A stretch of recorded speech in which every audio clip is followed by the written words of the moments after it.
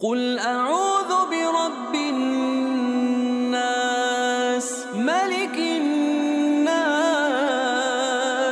إله الناس من شر الوسواس الخناس الذي يوسوس في صدور الناس من الجنة والناس.